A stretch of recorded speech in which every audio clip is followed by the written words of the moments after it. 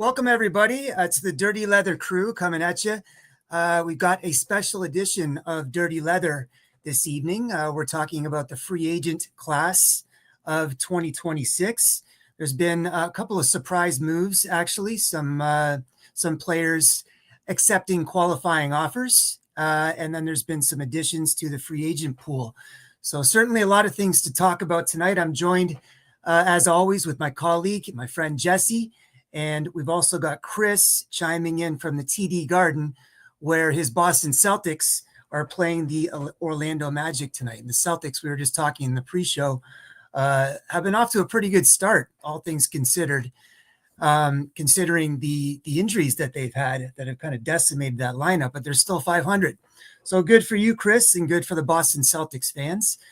But we're here tonight to talk about baseball. And there was actually, that Jesse just mentioned, a trade, not a massive trade, but a trade nonetheless, with two notable names that just popped up in The Athletic. The Athletic reports that Marcus Semien is on the move from the Texas Rangers. He's got a rather large contract that is now going to be taken by the New York Mets. And in return, the Rangers are going to get outfielder Brandon Nimmo. So interesting trade in that you kind of got two players who have proven themselves at the MLB level, but also two players who are sort of maybe in the twilight of their career, or definitely on the decline in terms of their statistical output, I would say. Before we get into the rants, do you guys have anything to add on that trade? It's kind of just passing the buck, isn't it? Like one player for sort of an equal player, wouldn't you say, in terms of offensive output? What do you think, Jesse? I'll chime in. I'll chime in first. I don't understand this trade. I'm not sure what the goal is. I was under the impression that Texas was looking to dump payroll. That was reported a couple of days ago in the Athletic and the New York Times by Jim Bowden. Was that Texas was looking to dump a lot of their salary in terms of possibly getting rid of Corey Seager and Jacob deGrom, which we'll get into later. But this trade doesn't really make any sense. I mean, Nimmo is still a $20 million a year contract, while Marcus Semien is a $26 million a year contract. So you do get a little bit of wiggle room, but I'm just not sure about the direction or the reason for this trade, to be honest with you. I think that this trade just really doesn't make sense. It was a one-for-one trade, so you really didn't have any prospects move. You really didn't have any money move, for a lack of better terms.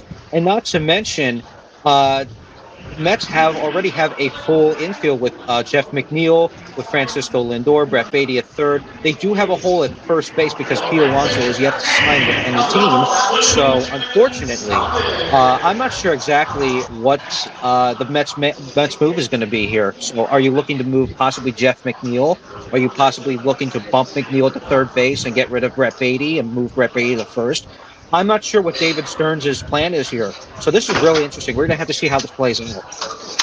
Yeah, and a little bit of pop, I think, added to the Rangers lineup, I would say. Now, they decided not to extend or they non-tendered Adolis Garcia, right? The Rangers did.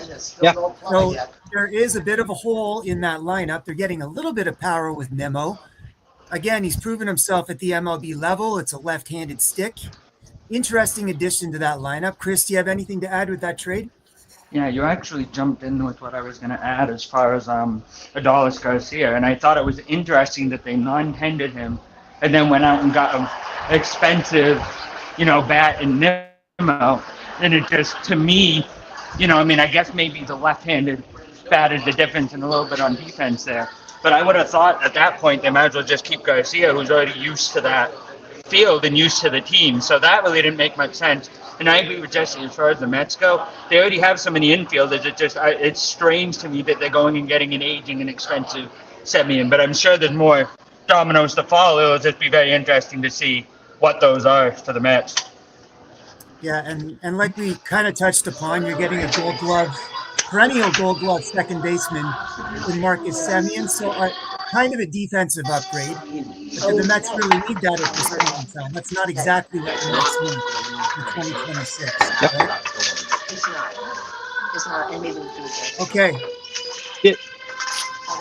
All right. Anything more to add on that trade, or I think we'll move on to the next item? I'm just gonna add. I'm just gonna add in really quickly here. Again, just on the offensive aspect, Marcus Simeon's coming off of essentially his worst career year. He had an OPS of about 670, 675, was really not good. He had back-to-back dud seasons where he was under 700 OPS. So if the Mets are trying to look for offense, they're not going to get it. Now, if they're looking for defensive upgrade, then yes, Marcus Semien is a defensive upgrade. But again, what happens to Jeff McNeil at that point, or what happens to Brett Beatty at that point? Is David Stearns playing a major move for a trade possibly? Is he going to look for something else to, move players around to maybe get some pitching depth, maybe use some trade pieces from the infield? Again, this is a move that really just doesn't make sense on the surface level. You really have to do some digging with regards to what the Mets need and how they're going to get it. So we're going to have to see how this plays out over the next couple of weeks. I'll tell you what the Mets need, I think, from my perspective, is leadership in that clubhouse. And Marcus Semien can definitely provide that. I don't know what sort of capacity the leadership came from Nimmo. Maybe he's a leader. I've heard him in interviews. He certainly speaks well. But that proven presence in the clubhouse, Marcus Semien still has that. And we talked about in previous episodes about teams being built up the middle, right? And the prospect of having Lindor and Semien up the middle, that's pretty good. That's a pretty good prospect. So I think, yes, the early winner, it's hard to say, but I would say I think the dividends ultimately probably point towards New York potentially winning this trade, I would say.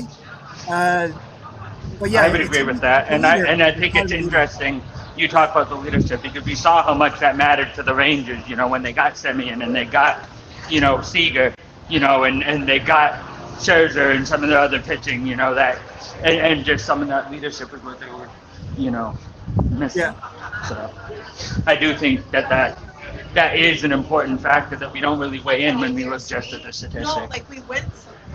Yeah, definitely. I mean, we don't see exactly what goes on behind the scenes and the dynamic of that clubhouse. But certainly the Mets were deflated last year, as were the Rangers, right? So interesting move to start the show off today. Now we're going to go around the table with our rants like we always do.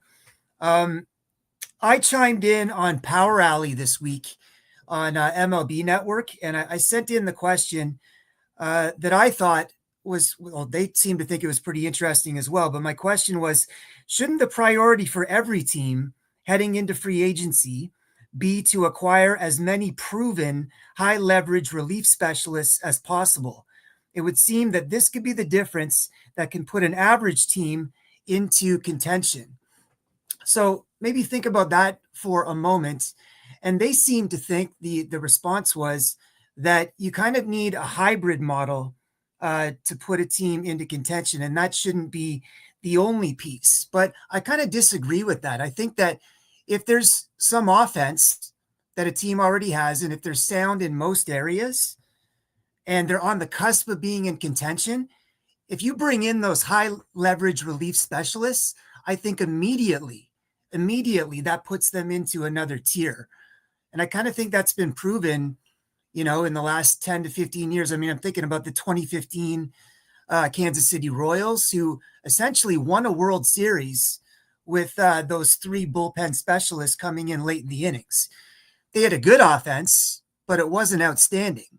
So I think if a team is somewhat proficient offensively, and they're fundamentally sound defensively, and they go out and make high leverage relief specialists their priority heading into free agency and pick up as many guys as they can, then that's only going to, kind of catapult them into that next tier and put them into contention. And I can cite more examples. I mean, that's just one that comes to mind is the 2015 Royals. But I can think of X number of other teams who, by picking up relief specialists, have almost immediately turned into a better ball club. So, and it's interesting. Yeah, it's interesting you bring that up, because the Boston Red Sox are actually talking about doing exactly that. They've been talking about the offense, but they said if they miss out on Bregman, it's very possible they're going to go the super bullpen route and go try to get multiple high leverage relievers to join them, with what they already have at the back end there with Whitlock. in them. So I think it's interesting that you bring that up, because it sounds to me like Breslow was very much of that same mind and hoping to do that this offseason. Of course, time will tell whether he does or not, but he's at least spoken about it publicly. So yeah, and wouldn't you say that acquiring Chapman, Chris, last year, essentially, I mean, they put the Red Sox over the top, and you saved that ball club so many times. Oh, 100%. I mean, what we lacked for so long the last several years was a closer at the back end to shut down games. We'd be winning going into the 7th, 8th, 9th inning and then blow it. We had some of the most blown saves in the entire league. Then last year, we had one arguably the best closer, if not top 3 for sure, last year, and it made a massive difference for us. And if you look back at all our World Series teams, we had lights out closers in every single one of them, except you could argue 2018, but that we had so much else going for us that we were sort of able to counter that. But it is definitely essential. Yeah, and then on the other hand, and they made on Power Alley, they made the interesting point that, I mean, certainly that can backfire, and that could kind of cost a GM their job if they kind of flood the team with free agent signings. That plan could essentially backfire, right? I mean, and a case in point kind of would be the Yankees last year. I mean, they had X number of relief specialists that they brought in. Did that really work? I mean, you got Bednar as your closer, but in other cases that kind of backfired. And we're looking at the names on the list here. Can you guys see the names on the list? Yes, I can. Yeah. So you've got some names there, or at least one name anyway, that was brought into the Yankees last year. In the case of Devin Williams, where there was a lot of excitement with him being brought in, and that plan kind of backfired. He really didn't perform nearly to the extent that they were hoping. So, it's risky. There's always risk whenever you're signing free agents. However, I still believe that if you really want your ball club to take that next step and move from the cusp of contention into contention, then the high leverage relief specialists are where you really need to place your focus. And that's just my opinion and kind of my rant. But we can come back to this list later on. I'm just kind of glad that you guys can see it, to be honest, because we've had technical difficulties before. But I mean, just taking a glance here, you've got guys like proven back end specialists, right? Like Sewell, Evan Phillips is there, Helsley, Jordan Romano, even though he's kind of been on the decline lately. And then, of course, on the upper tier, you got Edwin Diaz, and you can probably still place Devin Williams among that upper tier. So, yeah. All right. Yeah. So that's kind of my rant. Jesse, did you want to chime in or offer anything there? Well, I'm going to go with my own rant, and it actually kind of segues nicely. Of course, it's about the Yankees, but it's also about this phantom spending cap that they usually have every single year. So the good news, from what I understand, and I did write an article about it, just touching on it a little bit for Stadium Rant, is that apparently Hal Steinbrenner has not given a set cap to Brian Cashman for the 2026 offseason for this year to essentially spend, which is a good sign. It's really, really good sign, because my rant was going to be about how the Yankees must break their self-implemented payroll cap, this phantom cap, as I call it, and spend this off season. Spend.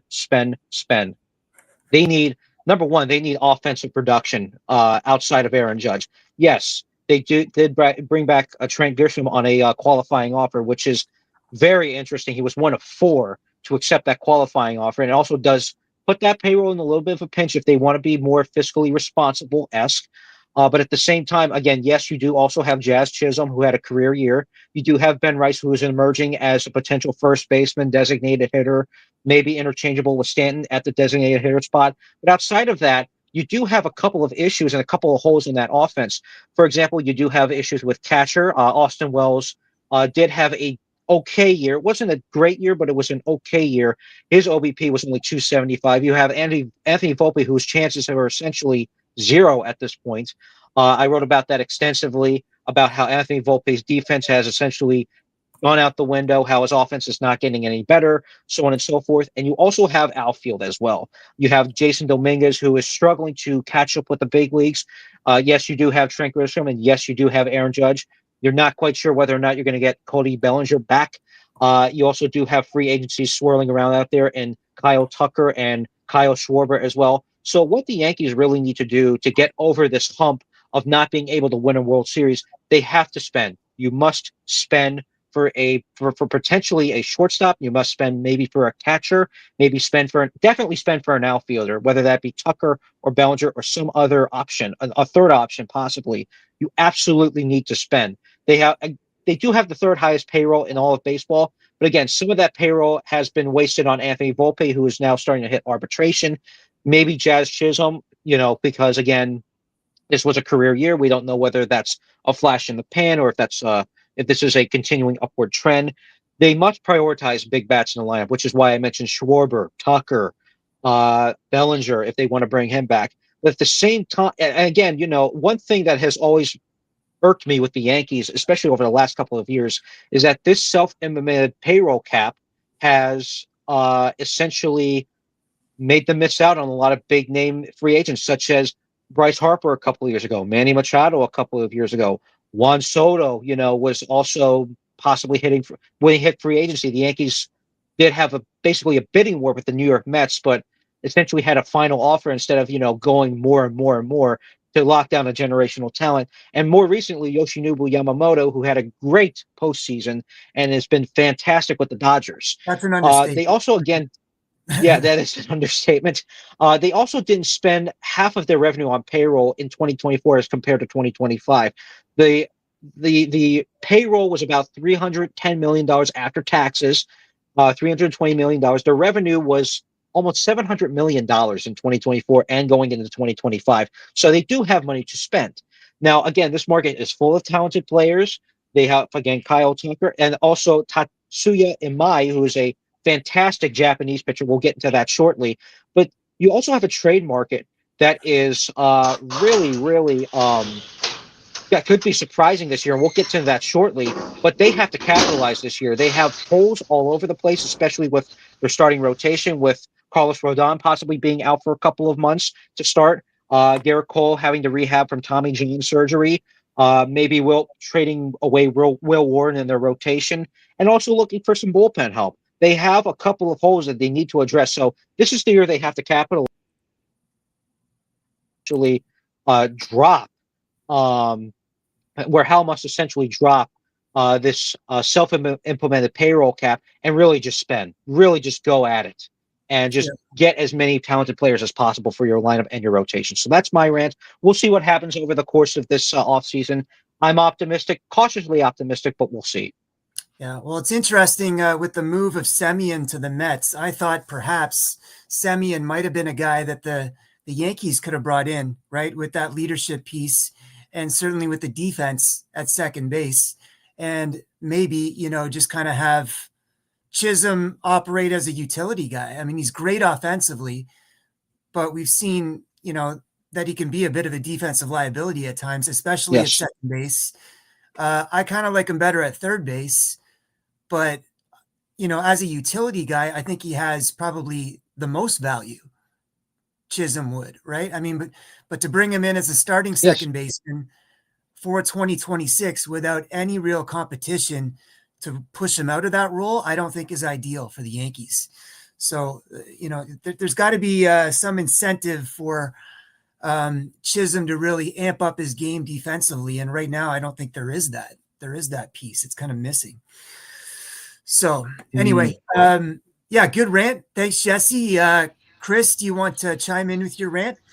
Yeah, absolutely. Well, first off, I think it's very interesting where the Yankees are at and talking about sort of a self-imposed cap, because the Red Sox have had pretty much the exact same thing, a self-imposed cap, where they haven't really been willing to spend. They've also been in bidding wars for a couple of the big name players, but have fallen pretty short for the most part. And when they have spent, it's been more on the shorter term things, like with Bregman last year, once his value sort of created, they came in at the end and grabbed him. But they've made some trades, obviously, and then extended. Garrett Crochet was a huge one, so that's obviously, and they've extended a lot of the younger players too. So I can't say that they haven't spent, but they've been in a similar mode. And similarly, this offseason, they've come out and said pretty publicly that they are going to spend, and they are going to go all in. this offseason. But again, we've heard something similar the last couple of seasons, and we saw what the trade deadline was for the Red Sox. So I'll believe it when I see it, but it is interesting. The rant I wanted to touch on actually has to do with non-tendering and tendering players' contracts. I'm a little active, not active, but sort of quietly active in Red Sox Twitter, I guess. I don't really jump in and say much, but I sort of watch the goings on. And I noticed a lot of people being very upset that the Red Sox tendered contracts to Tristan Casas, among others, and I forget who the other one was that they were a little upset about. But I would just, it threw me off because even, I understand that's an area that we want to improve, and quite frankly, I was actually going to talk about that in my Red Sox highlight section later on. But I think fans misconstrue what tendering a contract means. You know, it doesn't mean that they can't go out and do other things with them. It doesn't mean they can't improve. It doesn't mean they can't trade. It's just essentially a procedural thing. And maybe there's a couple surprise non-tenders, especially for teams who are looking to save some money more than anything, or teams that are trying to fit, you know, the 40-man roster and everything, you know. But it surprised me how vitriolically upset fans got over the fact that a guy like Casas got, you know, tendered a contract, when in my opinion, it was no-brainer. It was just a procedural thing. Of course they're going to tender him. Doesn't mean anything, but they're going to tender him a contract, because letting him go for nothing makes no sense. You know what I mean? You want to at least try to get some value out of that if you can, you know, especially a team that's not necessarily worried about, you know, cutting $1 million here or there, you know. So I guess that was sort of my rant, but just, you know, I think, you know, baseball could do a better job, and I mean any sport really, I guess, explaining to fans, because these aren't even necessarily casual fans. They're fans that watch every game, you know what I mean? And just explaining some of the logistical stuff, and doing better at, you know, maybe helping fans understand some of this stuff and what it actually means, you know, because I think baseball is very complex in a lot of their behind the scenes stuff and financials and this and that. And I think it would be interesting to have fans get a little bit more of a basic understanding of these things. So this type of stuff, maybe they understand better when it happens. Yeah, and it was interesting this past week as well. Who accepted the qualifying offer? Before we get into our optimum lineups, but first, I think the three of us all agree that our teams have no issue blowing right past the CBT in terms of salary cap, right? I mean, they have no problem doing that. I mean, I don't think there's anything really holding back either of our clubs in terms of spending this free agent season. Wouldn't you say? I mean, the CBT doesn't really phase the ownership group, I don't think, in any of three of our cases. Anyway, I'll put this up on the screen here, and this is accepting qualifying offers. Before we get into our optimum lineups, Trent Grisham accepted at $22 million. Mm-hmm. Now, I know that doesn't really phase the Yankees ownership group, you know, in terms of, he was productive in 2025. Grisham was. What did he end up with? I think 36 home runs. He had about 34 home runs and 74 RBIs. Yeah, and I saw another stat. It was only like 9 doubles that he had, which is kind of like mind-boggling. So it's sort of all or nothing with Grisham. Now, he did amp up his batting average slightly compared to what it was earlier in his career, where he was, you know, a home run or nothing, essentially, right? But I think he was up around, the 240 range or something last year. And his OPS, there was a remarkable improvement as well. So he accepted that qualifying offer. I don't think he's getting much more than that in the free agent market, though. Do you think so, Jesse? Grisham? I would say no. I would say no, to be honest with you, and that comes from the lack of doubles. Yes, he did have an increase in batting average. Yes, he did have an increase in a walk rate and a slight decrease in the strikeout rate. Maybe kind of neutral, but still, I don't believe he gets 22 million AAV. That's nowhere near what he's going to be able to net. I think would be more $10 to $15 million. 15 million being a very, very great day for Trent Grisham in terms of AAV. But I don't see him getting 22 million per year. There's just no possible way. So the Yankees should be happy with the fact that they do have Grisham for one more year, with, you know, and given the fact that he is a 2-time Gold Glove winner, that could make them a little happy in terms of their center field issues I and their guess center so, field position. yeah, but his metrics don't indicate that he's a Gold Glove center fielder anymore so much, right? And then if you're looking to bring back Bellinger, where are you going to put all these outfielders? Because you're going to want Stanton. I mean, Dominguez is going to have to play more so. You're going to have to give more PT to Dominguez in the outfield. So then you've got Judge. Judge is going to be out in the outfield as well. So you're talking about, 5 outfielders maybe who are going to have playing time just based on what they're paid alone. And then, you're going to want Spencer Jones, depending on, well, I guess we'll get to that later in the show, maybe. But his time is now as well, right? So I thought maybe they might have just let Grisham go. I'm surprised they even extended that qualifying offer. And I think he really, that's about all he's going to get. I thought in the free agent market, I think he'd get a lot less than that, a lot less. Even though, I mean, kudos to him. He did have a great year, all things considered, in 2025. What about the other guys? Woodruff, excellent pitcher. I think that he may have even got more on the free agent market, as well as Shota Imanaga. And then Torres, I think similarly to Grisham, I don't think would have captured $22 million in the free agent market AAV. You guys have anything to chime in with those guys?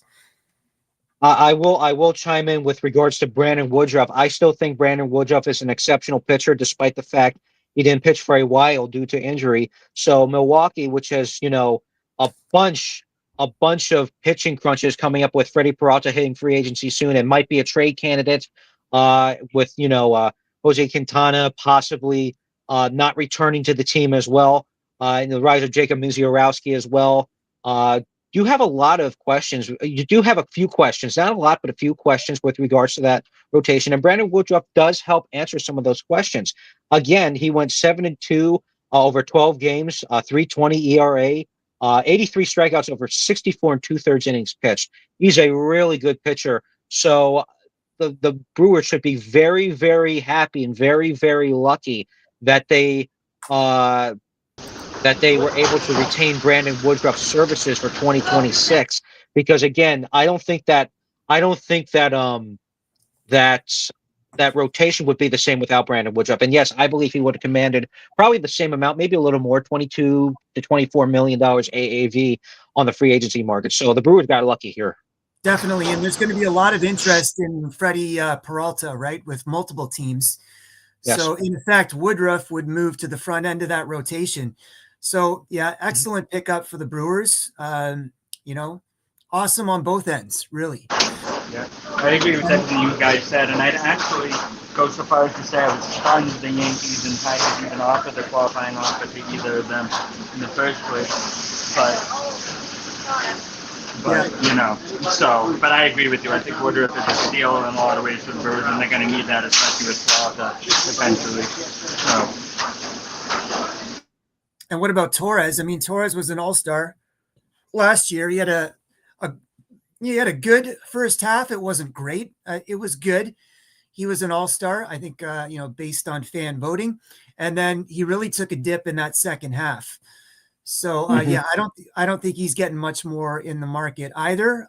He's still a good player, though. Gleyber Torres is still somewhat of a power threat, and he's, I guess, adequate defensively. He's not great defensively, but he's going to start. He'll be in that Tigers starting lineup on opening day. Yes. Right. So moving on from that, the next piece, which is definitely a hot topic, we're going to talk about first. Let's go with Tarik Skubal. Now, Skubal is approaching the final year of his current deal. So all things remaining, he would be entering the 2-7 free agent pool after he finishes his contract with the Detroit Tigers. So, of course, there's talk of him potentially being moved for this year. If he's not moved, then the Tigers better be in contention, because if the Tigers are not in contention, then he's certainly going to be gone, absolutely 100% going to be gone by the trade deadline, in which case they might not get very much for him at all. So maybe it's in the Tigers' best interest to consider anyway getting rid of their all-world ace, back-to-back Cy Young winner. I can't believe we're saying this, but the Tigers might have to seriously consider getting rid of Tariq Skubal now, because I really don't think they're going to sign him. I mean, the deal that he's looking at getting potentially for 27, it would be, it would just break the bank, right? I mean, it would be in excess of any deal that any starting pitcher has ever had in the history of the game. He could be upwards of Shohei Ohtani, Juan Soto kind of money. So perhaps it's best for the Tigers to look ahead to the future. And this is just one deal that it hasn't really been floated, but the first two names have. And I just kind of included the third to see what you guys think of this potential package. So if he were to go to the Yankees, because the Yankees seem to be the front runners in terms of all trade talk with Skubal and with the second pitcher that we were going to discuss, Paul Skeens. But the deal I thought of, and that I've seen being floated around social media and various baseball sport talk radio, would be to the Yankees, would be two-time Cy Young winner, back-to-back Cy Young winner, Tariq Skubal. And to the Detroit Tigers would be top prospect and MLB ready outfielder Spencer Jones. Might be able to play a little bit of first base as well. And then you've got a starting pitcher, an MLB quality starting pitcher in Will Warren. Or if you wanted him to be a relief specialist, he could be also. And then you got another starting pitcher, potential front end starting pitcher in Luis Gil. So that's an excellent package. That would be difficult, in my opinion, for the Tigers to turn down. Now, of course, the fan base is going to revolt if you're going to talk about getting rid of Tariq Skubal, but they'd be getting three quality players, one being MLB ready. He's highly touted, Spencer Jones. They're talk of him being a future star. Will Warren is a good pitcher. Luis Gil is somewhat proven as well. So what do you guys think of that potential package? And have you thought of any others? Or maybe another to start, people might go to. Go ahead. Yeah. Just to start off with regards to that, I think that's probably one of the more reasonable trade packages that I've seen with regards to Tariq Skubal coming to the Yankees. But I still don't believe it's enough. Don't get me wrong. Spencer Jones he can hit the ball really hard. He hits a lot of home runs. He had 35 home runs in the minors in 2025, which is a lot. He's definitely MLB ready. Will Warren is a proven starter, not the greatest starter on the Yankees. He did come out with a 4.44 ERA and did get 171 strikeouts over 162.1 innings pitched. So he did surrender 22 home runs. So he does have that long ball liability, unfortunately, but he can, help suffice at least maybe a gap or two in that Tigers rotation. And Luis Gil, you can probably see him getting shipped out of New York. He's still a decent pitcher in terms of ERA, 3.32, but he does have issues with walks. He had 33 walks over 57 innings pitched. So you might have to spice up the offer just a little bit, and that would probably have to come from the pitching side as well in terms of prospects. 7 out of the 10 Yankee top 10 prospects per MLB pipeline are pitchers, and 2 of them are in the MLB top 100, Carlos LaGrange and Elmer Rodriguez Cruz. The one that you might be seeing traded in terms of those two would probably be Carlos LaGrange. He is currently a double-A pitcher. He had a great year at double-A, 3.22 ERA with a 185 OBA, opposing batting average, and a 1.29 whip, and only gave up 4 home runs in 80 innings. So he's going to start crawling up those ranks relatively quickly. And then you might maybe throw in another low-level pitcher, maybe Henry LaLane, maybe Brock Selvage, maybe Brendan Beck, maybe even Kyle Carr might be a name. But you're going to see probably at least 4 players from the Yankees go to the Tigers for a package. 2 of them will definitely be possibly. 2 of them will likely be pitchers. Again, Will Warren and Luis Gil, MLB-rated pitchers. One of them will definitely be Spencer Jones. Now, with regards to number 4 and 5, that 4th spot will likely be a pitcher. Again, LaGrange and Rodriguez Cruz could be one, but that 5th could probably be interchanged between another pitcher and maybe a low level, maybe ready to go outfielder, because again, the Tigers do need some outfielding help. Maybe Brendan Jones, who's another name that's been crawling up the Yankee organization, could possibly go. Roderick Arias, a shortstop, might be heading as well. Also, Dylan Jasso, who is a infield, outfield utility man, the number 23rd prospect in the Yankees farm system. He could possibly be going. So the Yankees do have some capital to spend. So that's a good start, what we have on the list now. But you might see maybe 4 or 5 players go at the end of the day if a trade were to happen. Yeah, I don't think the Tigers are in contention if a trade like that or any of the packages that you talked about actually happen. I think removing Scooble from the Tigers at this point in time removes them from contention, even in the AL Central. So I think it's just too much of a risk. I think they'll hang on to him and see how it goes, in the month or so. It's like Peter Gammon said in that Netflix documentary with the Red Sox. You've got, the first third of the season is figuring out what you have, right? So I think the Tigers will enter the first third of the season figuring out what they have. And if Scooble is on point and, having his third consecutive Cy Young season, they're going to hang on to him for as long as possible. And I guess they might throw a bid out there in free agency, but they'll hang on to him and they'll hope for the best in the playoffs. And, they might lose him in free agency, but at least they'll make a great run in 2026.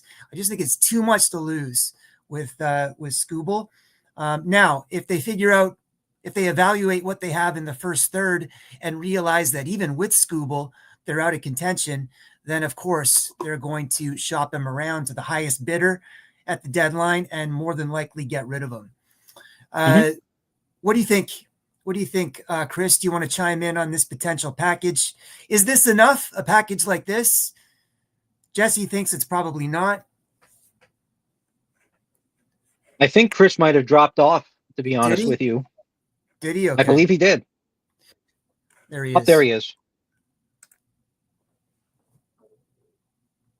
Chris, you want to chime in with that potential package? If not, we're going to move on to the next item.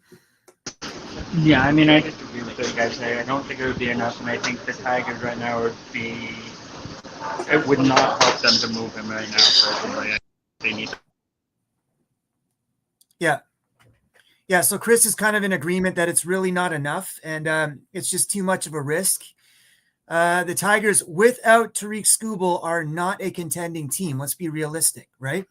So what about the other Cy Young winner? Totally different scenario. You've got Paul Skeens. I don't have an image. I wasn't able to create a graphic in time of any potential packages with Skeens, but I can't even really think of any in terms of if the Pirates were to get rid of Skeens at this time. I mean, the Pirates still have club control of Paul Skeens until, I believe, 2028, don't they? Mm-hmm. They've got control through 2026, through 2027, and then it would be 2028 where he would potentially declare for free agency. So, it would have to be an absolutely seismic deal where I can't even think of what a package would look like. Yeah. But maybe there's talk of that, but the Pirates have the number one prospect, right, in Connor Griffin. They've got some key players. They could potentially turn things around in their division. They could possibly contend. And I've always thought that they've had a decent rotation. So they might fall into a category, like I was saying at the beginning of the show, where they really look at those high leverage relief specialists. They lost their closer last year in Bednar. They got rid of him, but they could develop some key high leverage relief pitchers, and that could potentially put them into position. Now, they are abysmal offensively, so they're hoping for some sort of savior with Connor Griffin coming in and probably being their opening day shortstop or their opening day second baseman. Maybe he's the man. Maybe he's the man, the catalyst to really, get that lineup with Brian Reynolds and O'Neal Cruz and so forth to really get those guys going. But can you see Skeens being moved, Jesse, at all? It's going to take, I agree with you. It's going to take a really, really large package of prospects and MLB rated players for even the Pirates to consider moving Paul Skeens, to be honest with you. And I don't think that they will, to be honest. Not this year, at least, because lest we forget, they do have more more so one of the deepest fields, farm system fields anywhere in Major League Baseball. They have 5 top 100 players Right. per MLB pipeline. So they really do have a nice field. They, again, have Connor Griffin, as you mentioned. They have a couple of pitchers that might be ready to debut in next year. They have Bubba Chandler. They have Hunter Barco as one, who's a lefty pitcher who's done relatively well. And you also have Jared Jones returning from injury, possibly in 2026. And Jared Jones was a steady pitcher in 2024 before he was injured. So that might be help, pad that rotation a little bit, maybe give Skeens a little bit more confidence that this team may have a direction.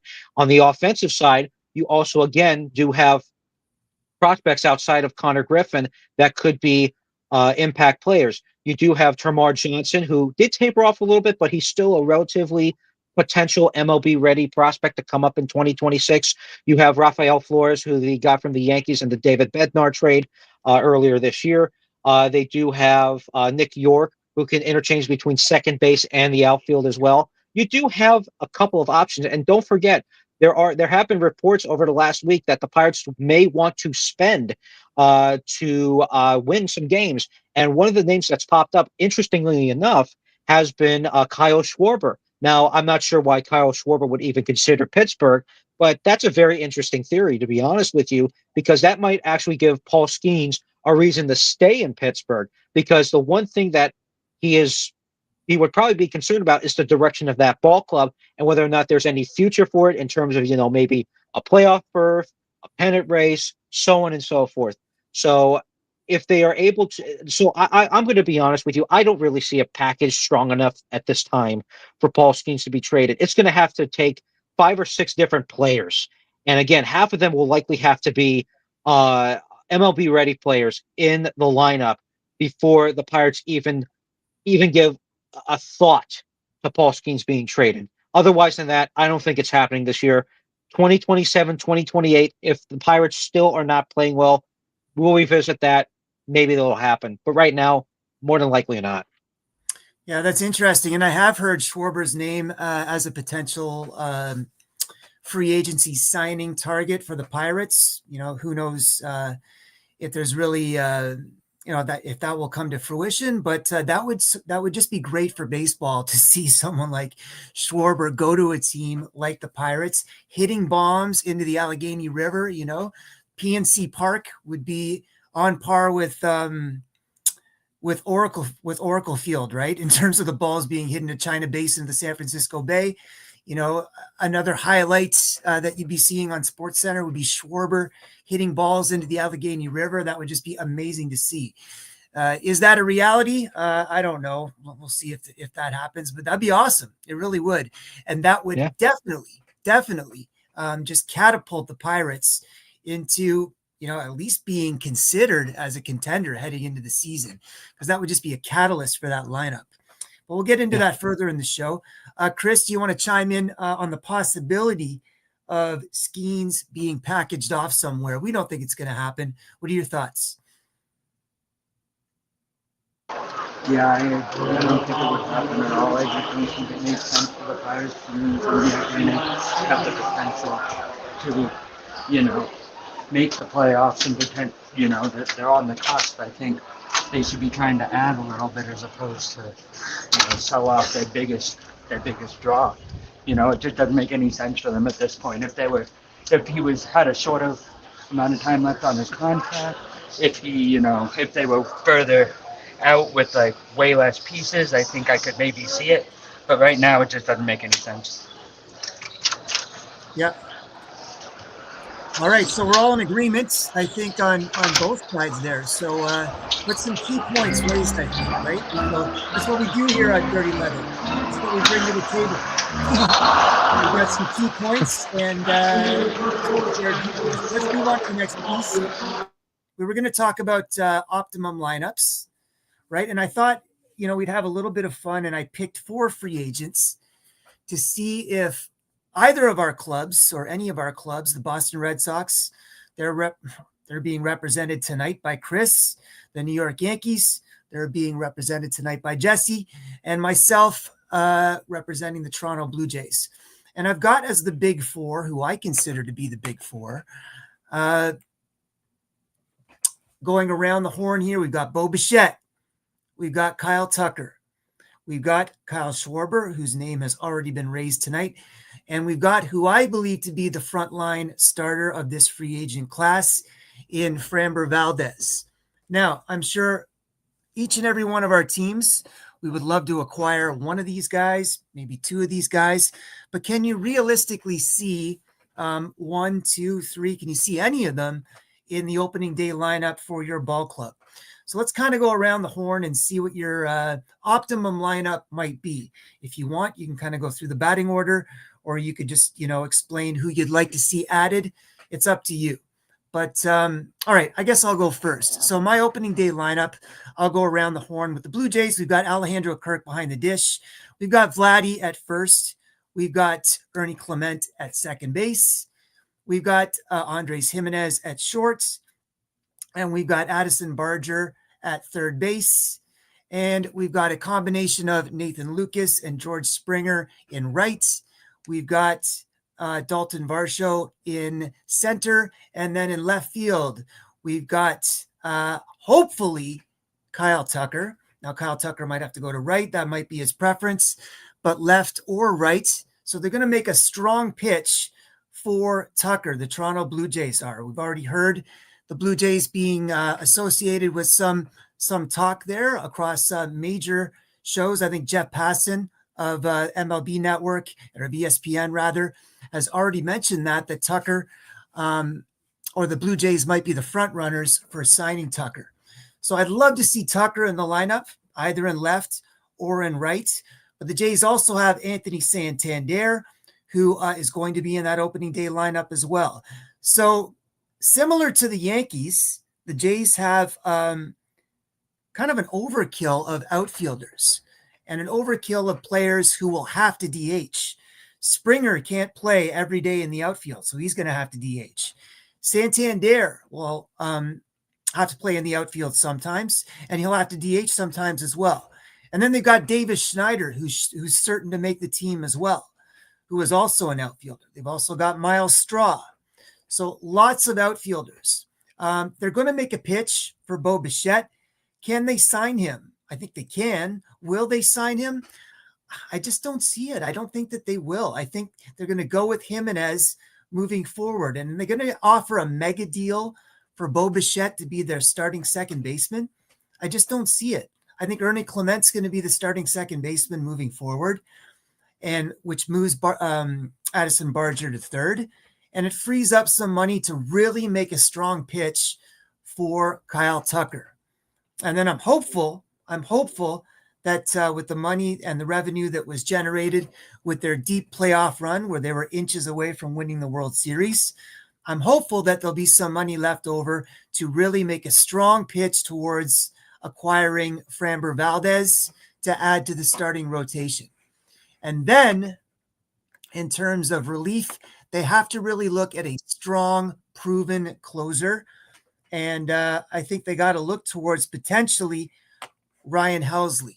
Ryan Helsley would have to be front and center in terms of their potential acquisitions for a closer, or at least a high leverage relief pitcher. Because we saw in the World Series anyway, how that they sort of fell short in the high leverage relief department. However, their relief pitchers performed phenomenally well up until that point. So is relief pitching really a hole for the Blue Jays? Maybe not. But like I was saying at the beginning of the show, if they flood their free agency pool with proven relief specialists, such as Robert Suarez, such as Ryan Helsley, maybe like Devin Williams.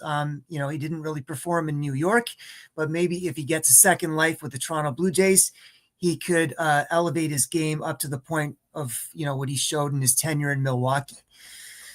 So yeah, they got to go strong against or after Tucker. I don't really think they're going to get Bichette. I think he's going to walk. So my starting lineup, lots of outfielders with the Blue Jays. Hopefully they amp up their price, or or they really make a strong pitch for either Framber Valdez or Kyle Tucker, or both. and they're going to be strong. The Jays are going to be strong once again. I think they're going to be even stronger. So we'll go around the horn here. And Jesse, if you want to maybe talk about your potential lineup for day one and maybe include some of the names that we're talking about here with these big four. Go ahead. Certainly, definitely. Going around the lineup, the Yankee lineup, starting off behind the dish, Austin Wells. I still believe he will be the opening day catcher and will be the go-to catcher for the Yankees throughout the entire year, with JC Escara as a backup catcher as well. Also did a relatively decent job whenever he needed to substitute for Austin Wells. I believe Austin Wells is on the cusp of a good season, possibly in 2026. We'll see how that goes. Our first major hole in that lineup will likely be first base. That's probably where Ben Rice is going to end up in 2026. Ben Rice was mainly the designated hitter, but he also did spend some time at first base.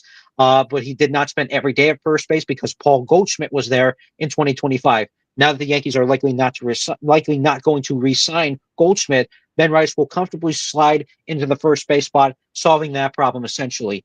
Jazz Chisholm at second base. There's no question about that. And the really big issue for any Yankee fan, if you talk about this lineup, is shortstop. Anthony Volpe, unfortunately, has not really panned out offensive wise, and now his defense is starting to suffer. As Yankee fans know, and watching the entire 2025 season, his defense started to really fall off. He had an AL leading 19 errors at that position alone. 19 errors. Now, again, shortstop is very hard to play, but unfortunately, I don't think it's going to get any better for Anthony Volpe. So I did actually write an article for Stadium Rant a couple of days ago talking about how Corey Seager might be traded. That might be something the Yankees could aim for, possibly. Maybe trade Anthony Volpe and a package of prospects to the Texas Rangers to go get Corey Seager. Big bat, dependable glove, really, really good all-around shortstop. That might be something to consider, but we'll see. Ryan McMahon at third base, and then you have the outfield. You have Jason Dominguez, Trent Grisham, and Aaron Judge rounding that out to start. I do believe the Yankees will try to either go for Kyle Tucker or Cody Bellinger. I still believe that Cody Bellinger maybe makes the most sense for that team for one reason and one reason alone. There's nowhere to put Kyle Tucker. Kyle Tucker is a right fielder. Aaron Judge currently plays right field. Now, he is starting to age. He is going to be 34 next year. So if you want to move him to the DH spot, you could. But there's a problem. Giancarlo Stanton plays designated hitter, and he's essentially a designated hitter. He does not move from that spot. So what do you do at that point? Do you interchange Aaron Judge and Giancarlo Stanton between that position? You probably don't. So it seems like Cody Bellinger is the more logistical option. Plug him back in center field and then put Trent Grisham as your everyday fourth outfielder, or maybe even Jason Dominguez as your everyday fourth outfielder, just until he improves. So that's my lineup. As for pitching, just going really fast, I don't think the Yankees are ever going to get Bo Bichette. Maybe Kyle Schwarber. They might have a negotiation or two. I think the price might be a little too high for them. And again, same issue. Stanton already has a DA spot locked down. He can really hit the ball well. That's the problem. But moving on to starting pitching, Carlos Rodon, Max Fried, currently, and Cam Schlittler and Luis Gil are the top four starting pitchers. And maybe Will Warren is top five. But again, just to note, Carlos Rodon will be down for a couple of months because he did get surgery over the offseason. So he will likely not be ready until June. So I don't think the Yankees are likely going to get Framber Valdez. I do believe that they will go for Tatsuya Imai, who is the Japanese pitching product I mentioned just a couple of minutes ago earlier in the show. I think that they will target him and slide him into the third or fifth pitching spot. And then likely you'll have a mix of Rodon, Fried, Cole when he comes back, Tatsuya Imai, and then Cam Schlittler to round out that five-man rotation. Maybe bump Luis Gil into the bullpen, just to kind of, because there have been some issues with regards to his control and location. So that might take some pressure off of him. Now, in regards to the closing situation in the Yankee bullpen really quickly, David Bednar will be your closer in 2026. I do not think the Yankees will go for Devin Williams again. I believe that they will resort to Bednar as the designated closer, and likely Camilo Doval will likely make a return and be serviceable out of that bullpen. Don't forget, the Yankees did trade for Camilo Doval at the trade deadline in 2025. They did bring back Luke Weaver. They did bring back Ryan Yarbrough, who is really actually had some good moments out of that Yankee bullpen. Didn't really have a great season, but he had some good moments. They did drop Mark Leiter Jr. as well, so there are a couple of spots. So you might see them pick up a relief pitcher or two, maybe just a middle reliever, long reliever, somewhere in that area. But right now, the Yankees, like I mentioned earlier in the show, do have some work to do, and I think that this is the time where they will go all in, possibly to get Tatsuya Imai for the rotation, and then possibly Cody Bellinger for the outfield. So I really would like to see that happen, but we'll see where Steinbrenner goes with their lineup. All right, so Jesse does not mention Kyle Schwarber. No place for Schwarber in the lineup, maybe for the Yankees in 2026. Yeah, there's too many outfielders, and like you said, that DH role is locked down. And the Yankees, like the Red Sox, are a legacy team, and Stanton is approaching 500 home runs. They're going to want him to hit that 500th home run as a Yankee, I believe. I think there's something to that, right? Okay, Chris, you want to chime in quickly with the Red Sox lineup, how you see it? What's your optimum lineup looking like? I think Chris dropped off again, to be honest with you. He has been having some technical issues today.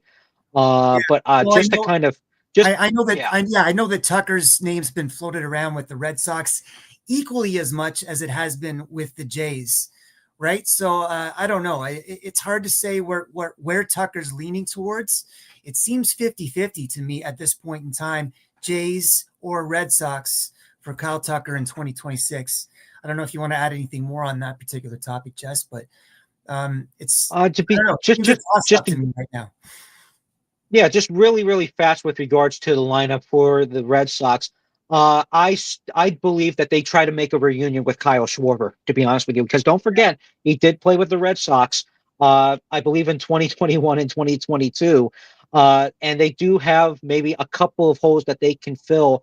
But again, he's likely not going to play the outfield. He might likely not play first base.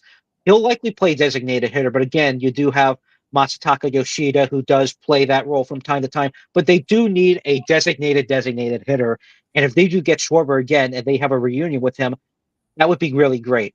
And that's more likely the and the left-handed power in that lineup would just be immense with Roman Anthony, and then you got Yoshida offering some power as well, and then with the addition of Schwarber, and then if Cassis is able to play, man, that's some serious left-handed pop for that potential Red Sox lineup.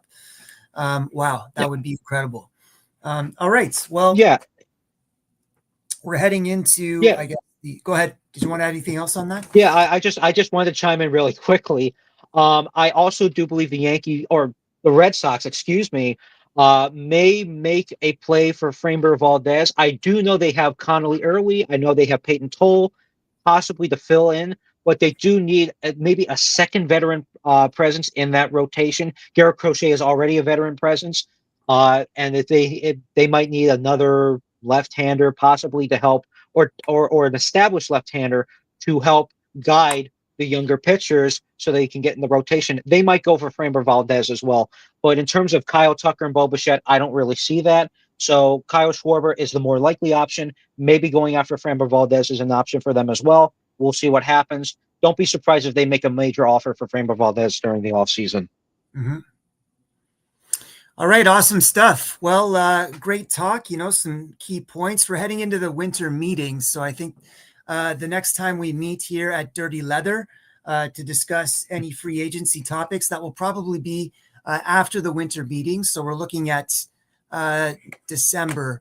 I believe it's the second week of December when we'll reconvene. But great talk tonight. Some hot takes on some hot topics for Jesse and for Chris. Thanks so much for chiming in tonight with your thoughts and your opinions. And we'll see you guys again next time, hopefully in a few weeks. Bye for now. Take care, everybody.